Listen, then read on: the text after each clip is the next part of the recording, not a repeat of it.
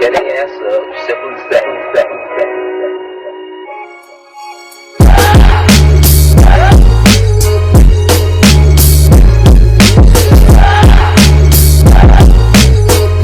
Hello, this is Life Lessons with Miss L. Today I have two guests with me and we are talking about different trade jobs that you can have. So I have two people here that will introduce themselves and then we'll get started.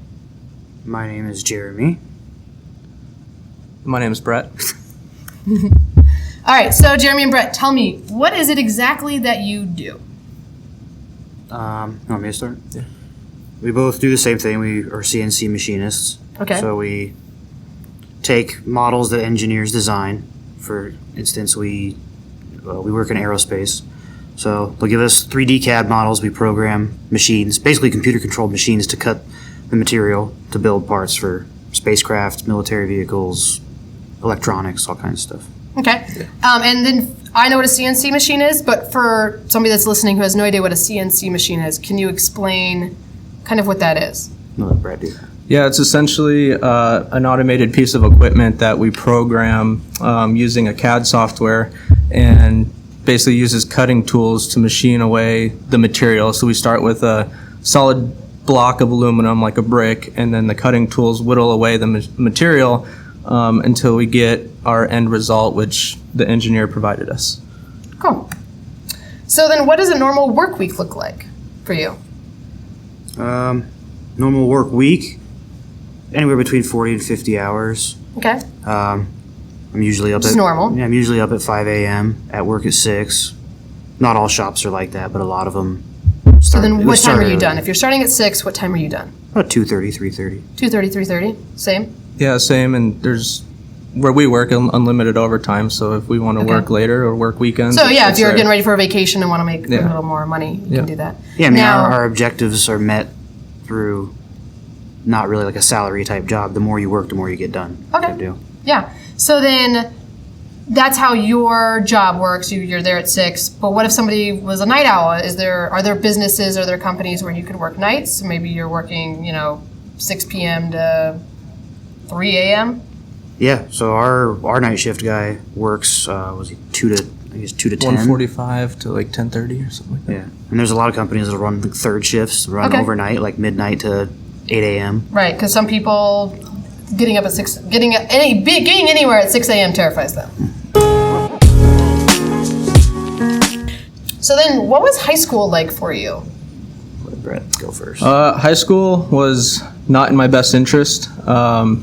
Math and social studies and English was pretty much not my focus, but we were lucky to have basically a robotics automation class in our high school, and Jeremy and I both took that, and that's kind of what led us into the industry that we're in.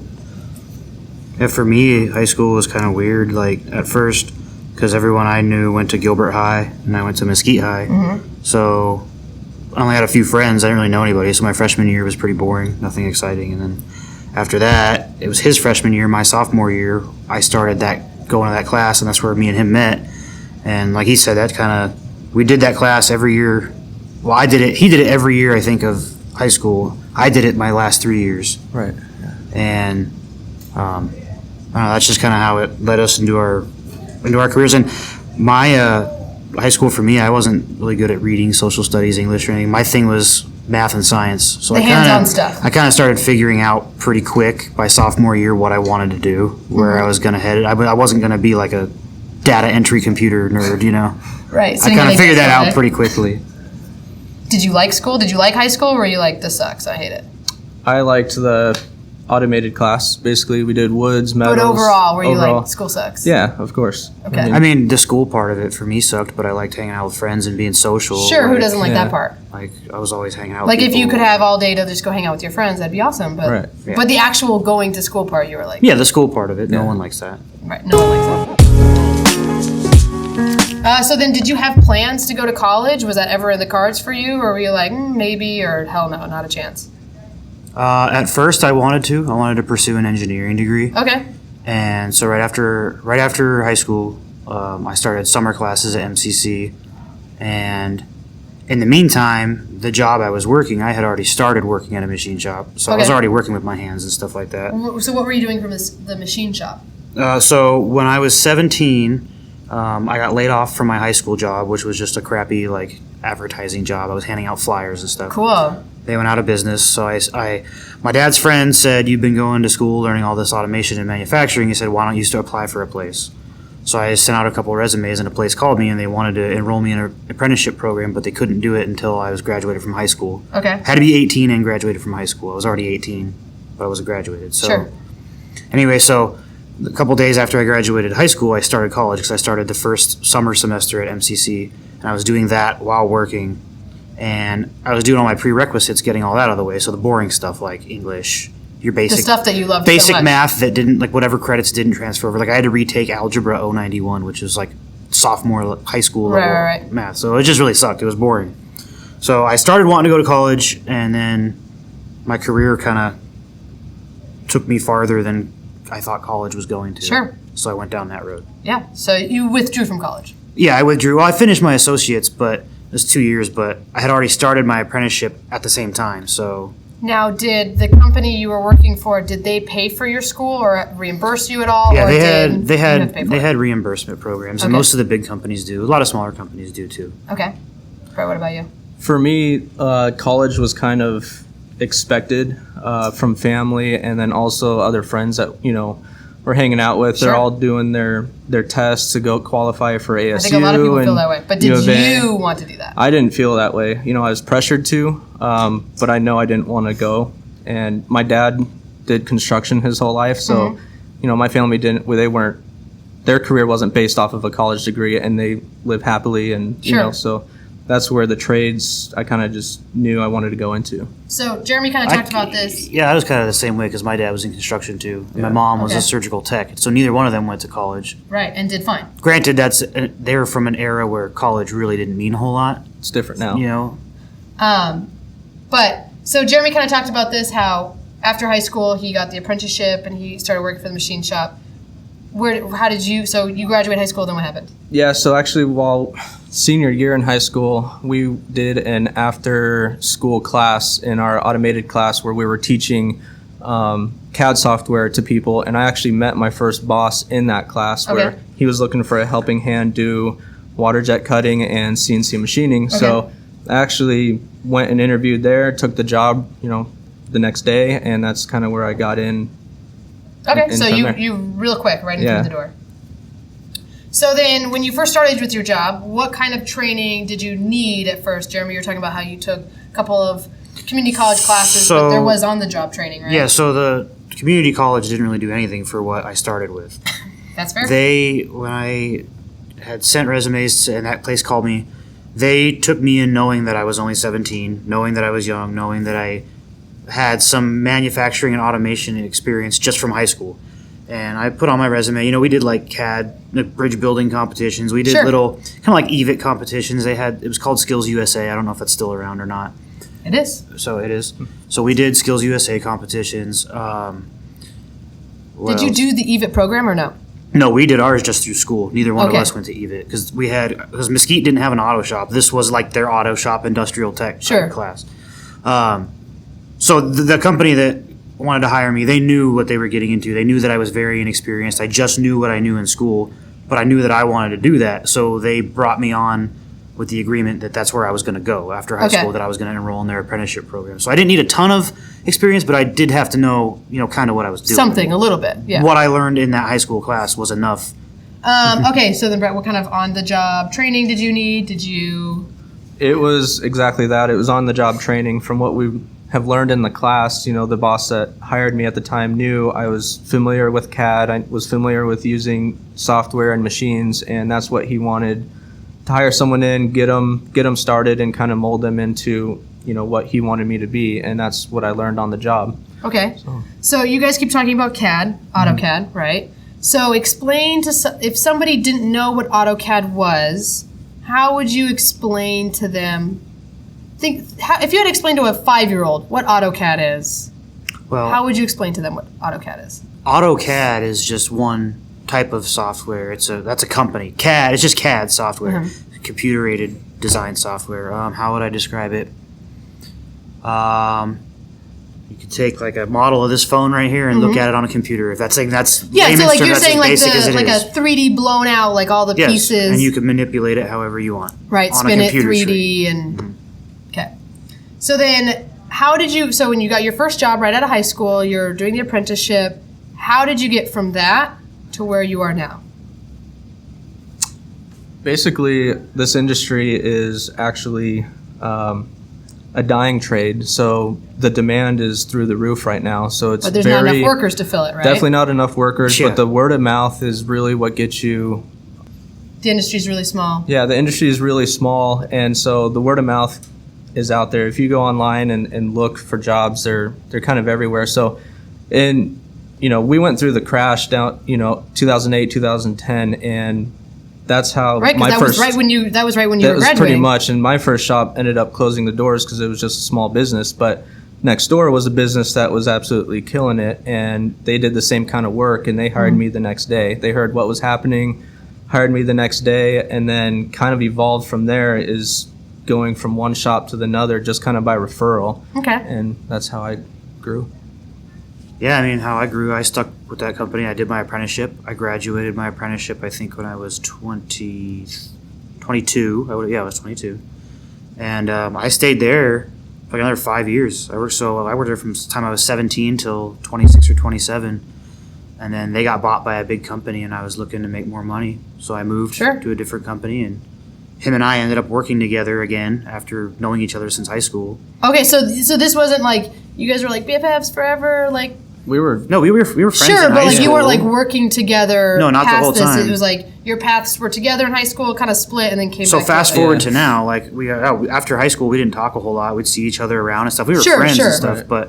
and then I ended up going to work with him, and then I left to go to another company, and now he works with me at this How funny. company. Did Yeah. you know when you left and you were going to his company? Did you know that you were? Oh yeah, he got. Yeah, Oh, we kind okay. of hooked. Oh, okay. Yeah. But that's like an example of when they say like it's a big industry but small. It's kind of like you work at a couple of places, and there's only so many You- people in the there's like- you valley get to know that do everyone. this. Yeah. Yeah, you like there's people that come in to interview at our place, and I'll see like on their resume where they've worked. Not, so and so. Right. Everyone kind of knows each other pretty quick after you've worked at a couple of places. And it's funny because I've actually talked about this with my students about how, you don't want to burn bridges sometimes when you quit a job. Mm-hmm. If you just kind of dislike your boss, you don't want to like cuss them out and flip them off on the way out the door because you never know if like down the road you're going to run into that boss again. You're going to be like, hey, I really need a job. And they're going to yeah, be like, reputation. yeah, kick rocks. Reputation is a lot in this industry. Okay. In any industry, Sure. any industry that's small that people know each other. Word gets out. Reputation is a big deal. You got to be professional. What sort of things does your job allow you to be? Are you allowed to be creative? Do you get to work with your hands? Do you get to make your own schedule? What are kind of the perks and attributes about your job? One of the perks would be right now that it's really in demand, so you can pretty much name your price and go wherever you want. If you Good to have, know. if you're a journeyman, if you've graduated an apprenticeship or you got 10 years experience, I mean, right now, the economy being the way it is, and how Especially big journeyman. how big manufacturing is, you can go anywhere. As far as what allows you to be, yeah, you can be creative. Like basically, our boss, we'll get a customer. We work for a huge military defense contractor, so all the work we do is in house. We work for our company. So our customers are the engineers and program managers within the company. So they'll come in, they want us to make something, they'll give us prints and models, and our boss will hand us a work order and say, here you go. Do it how you want to do it for the most Cool. part. So, I mean, we can utilize the tools at our disposal and use our experience to do it how we want to do it. So that's, you're pretty free that way. Yeah, I'd have to agree with that. And to kind of tie into what Jeremy was saying is, these big companies that are here locally in Arizona is a huge manufacturing state with aerospace, military. Oh, we've yeah. we've got Boeing, Honeywell, Lockheed Martin, General Dynamics, Intel. We've got all these Yeah, large huge companies. Intel. TRW. TRW with the airbag systems, and what the students are thinking is, okay, I'm going to go with my engineering degree and I'm going to go to one of these big corporations and sit behind a desk and design. Well, right now there's a huge, demand for people making the parts, not so much designing the parts. Right. You're going to be, if you got an engineering degree, you're going to a room with 50 other people trying to get the same job as you. Whereas him and I was in an interview and I was the only one in there that knew how to make the parts. Okay. And so there's a So it's really not different. it's not uncommon right now Yeah. for someone in our position to make more money than an engineer. with a master's degree starting So- at a new company. Let me ask you this. So you talked about, working with CNC machines and doing the CAD. Mm-hmm. Now, for those of you that don't know, Jeremy likes his trucks. He likes his toys. He likes his boat. He likes his. Do you have a razor or what is the side by side? Side by side. Okay. So, are you able to kind of use some of those skills that you've learned on the job to then help you with that? Like if you want to design something for your truck, can you? Yeah, we do that all the time. We do that stuff all the time where we, after hours, whatever, make whatever we want. Sure. I've been doing stuff like that since before I worked there Right. anyway, because I was always building stuff in my garage, in my mom's garage when I lived at home. Working on cars. I've always been. What that sort way. of things have you built for your house, for your truck, for your side by side? Well, I made a winch plate adapter for my side by side. I needed to repair a trailer tongue on one of my trailers, so I built a trailer tongue type deal out of that. I don't know. I've tons. I mean, I'm big into guns, so Okay, there you go. I've made tons and tons of gun parts throughout my life. And probably, I would imagine, more cost effective to make it yourself than to go buy it. For sure. yeah, somewhere and else. it's more fun that way. Yeah. Right. Make it yourself. Yeah. You have your name on it.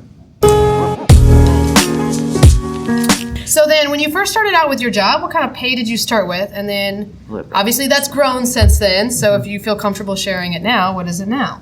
Yeah, so back then, minimum wage was like $6.25, I believe, and I got started off at $9 an hour. So right there, I thought I was making a ton of money. And then the thing is, it's easy to go up from there. Pretty much the starting wage and something like what we do is probably right around $15 an hour, and that's basic. I mean, that is just That's without a journeyman That's without certification or yeah. anything. That's just like extremely inexperienced. Yeah. right. any dum-dum off the street. Well, I mean, And not any dum-dum, but any but- person off the street that's got basic knowledge. And that can- wage is Yeah. going to go up with the way the minimum wage thing is rising now. Yeah. Yeah, but and it's easy to in our trade it's easy to make anywhere between $50,000 a year to up to $90,000+ a year because honestly it's In your mid 20s. it's In your- in yeah. your mid 20s yeah, you can do and that. that is such a good and you're not coming out of college with $100,000 in debt to Right. back that up. So you can go do that for $75,000 a year with $100,000 in debt, or make around the same amount with no debt behind you. Right. So- Now, with either of your companies, is there any kind of pension program or any other kind of are the benefits really good, or is any kind of other perk? Yeah, the company we work at right now, the benefits are real good. Okay. I only pay, it's just me. My wife is on her own Okay. through her company, but I think my health insurance, dental, vision, and all that, I think is like $66 Oh a my paycheck. God. Yeah, it's pretty cheap. At our That company. is- that's nothing for all you young high school kids, It's that's like nothing. $130 a month for us. The company that him and I came from, we were paying like $350 a person each, and neither one of us were married at the time, so we were just single guys. That's what we were paying. That's a car payment, Yeah, that is a car payment. Yeah. So like for me, when I started my apprenticeship, asking about the pay and all that stuff, when I started it was 2007. That's when I graduated. They started me at $10 an hour with Okay. a guarantee that I would get at least a 50-cent raise every quarter for the 4 years I was in Every there. quarter? Every quarter. So I was Wow. guaranteed. What is that? That's $5 an hour. Or five. What is that? What, for 50 5 cents times years? $2. Yeah. So I was guaranteed $16 an hour after I graduated. Now that was minimum. Based on performance, you could gain more. And then when I graduated my apprenticeship, they gave you like a little bonus raise. So I was right at $20 an hour when I graduated at 22 years old. Dang. In 2011. That's- so at that that's time. huge. At that time, the minimum wage was still only like $8 an hour. Yeah. So that was a pretty damn good living. Yeah, that'd be like somebody almost making $30 an hour right now, Yeah. essentially. So I was pretty lucky that I fell into Right. that. You know. Okay. What recommendations do you have for someone looking to get into this kind of a job now? My recommendation would be to start looking into trade schools. Trade schools are kind of the way you get started now. So EVIT, EVIT, UTI, Gateway Community College. I think MCC has a program for some MCC's of them. got some. MCC's got like some CAD and stuff like that. Uh-huh. I said UTI. What's there's another one that I'm. There's like an automotive technical school. Yeah, ATI. No, it's not. There's- Whatever. They're out there. There's a I'm bunch sure of them. you Google Arizona all the trade big school all the big ones programs. are in the valley, but that's where I would start. Is is looking into like classes at Gateway or something like that, and then those programs will put you in touch with companies looking. That's kind of the way it is done now. Okay. Yeah, I want to add that, we do the CNC machining, but the future of automation, and a lot of students probably have heard of 3D printing, is the future. And so a lot of the classes are going towards, which still you have to model the part, you have to print the part, and it's kind of a rapid prototype method. But if a student has, no interest in wanting to go to college and thinks that they'd rather make something with their hands or be creative on the computer, or either model something, 3D print it, make it out of plastic, metal, wood, and have tangible products in front of them, and they've got the grit and the drive that they want to work. There's companies out there also that I guarantee you, if it's the right student that has the drive and the grit and the willingness to want to learn, they will probably take them under their wing and mold them into a very showing the very drive good machinist. is very important. Yeah, if that's you the big want thing. to do it, and Right. people can see that you want to do something when you want. And we're just talking about our trade. There's other trades. There's a lot of other Sure. trades out there, especially in this city with construction and the way it's growing. I mean, pipe fitting, electricians, plumbers, Electricians, welders, huge. bricklayers, HVAC.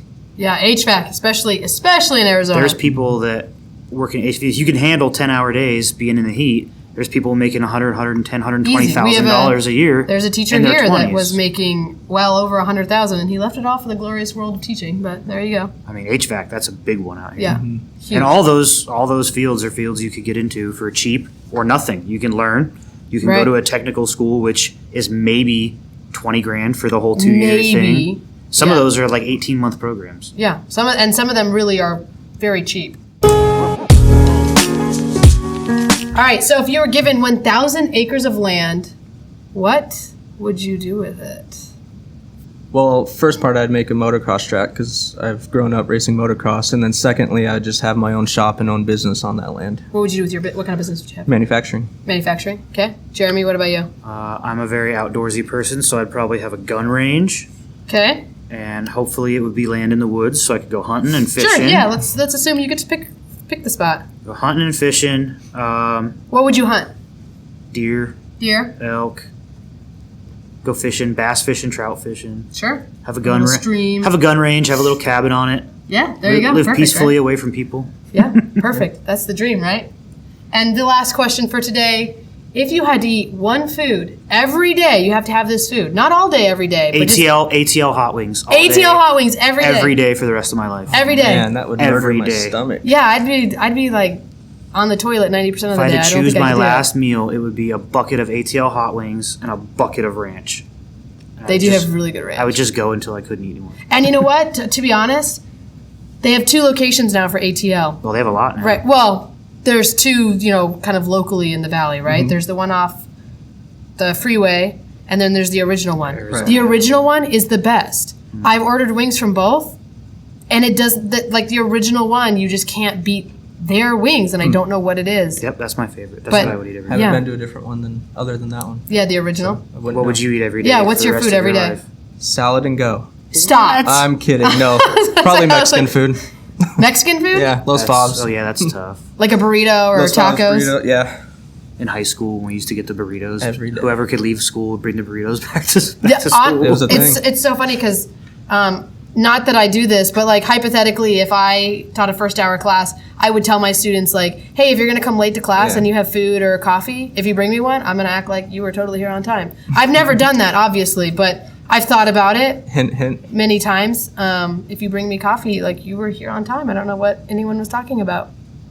Yeah, so I Before feel we end this, for students listening, I was talking about other trades. I'm just going to say this because I know people in these trades. Sure, and go throw for out it. some numbers that in our trade you could start anywhere. You could start $70,000 to $90,000 a year. I know someone who's a lineman for APS who makes $150,000 a year. sick. I know someone who's Give me his number. I want to talk to him.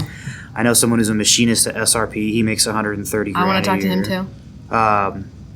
I know that even construction, like framers, which is something you don't need absolutely no experience to do. Yeah. Construction companies are building this Especially valley's crazy building so right now. fast. They're hiring people at $25 an hour that have absolutely no experience. So those are Have to some be of willing the, to work. some of the numbers that I know from people who are in the trades. Yeah, you know, and if so- you're willing to, work, then people will pay you. You just got to be willing to get up in the morning because we all start early. But No one's going to pay you to sit around and watch Netflix all day. Nope. if they do, I want that job. Yeah, I tell them that all the time. I'm like, if you found that job where you're just getting paid to like sit on your butt and drink beer and watch TV, like call me. Call me. I'm here. I'm available. If you want to hear sarcastic jokes all day, I mean, baby, I'm your girl. I got it. I got you. So if you have any other ideas of life lessons you'd like to see, if you've been a former student of mine, please let me know. Share this podcast with your friends. Give it a like, subscribe. I don't know. All the things these YouTube kids say. Do whatever it is you got to do. Thanks for listening.